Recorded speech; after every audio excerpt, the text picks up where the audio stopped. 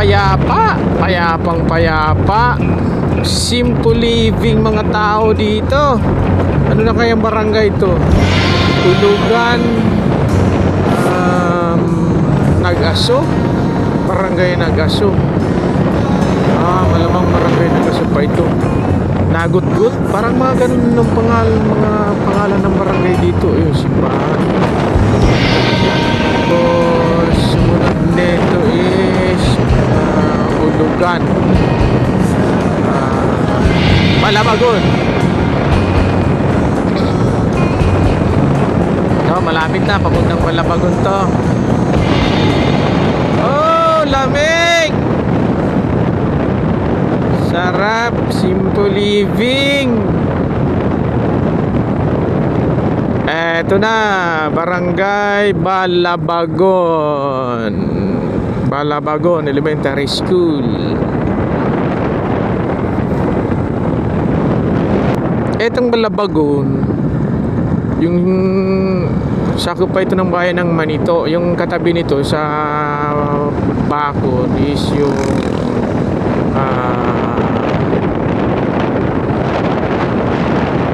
Santo Niño, Gayong, Sitio Gayong ng Santo Niño, Usiao. Yan, itong barangay na ito, magkakabarkada to nung araw na wala pang kalsada. Bali, yung transportation dito isa bangka. Yung mga dito sa Balabagon, namamalingki sila, pati yung Usiao, Bacol. Yung mga commodities nila, binibili nila yan sa Legazpi.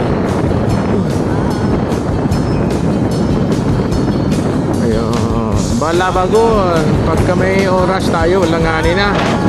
4:49 mga boss. So, alanganin, pali sa susunod, bago natin gawin, tahiin yung video natin, is babalik tayo rito para makuha natin yung maikutan natin yung barangay proper. Alright, sa Balabagon, version dito sumunod sa Balabagon ay Kabit.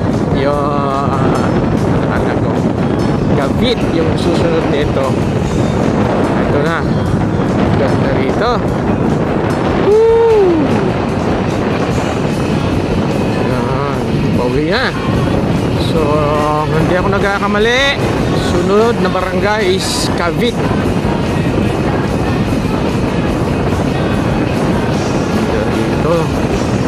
Solid. Pwede rin pala yung 3 araw na rides na solo ka. Pwede rin pala yun. Bahala sila sa buhay nila. Yung niyaya ko hindi sumama, sagot ko naman yung tulugan. Bahala sila sa buhay nila.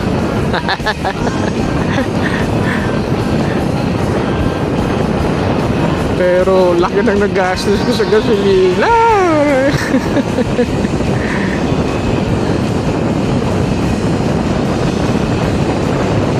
Sumunod ito ay Santo Niño. Ang unang, yan na, Manito, thank you. Alright, yung kabila ay Sorsogon City.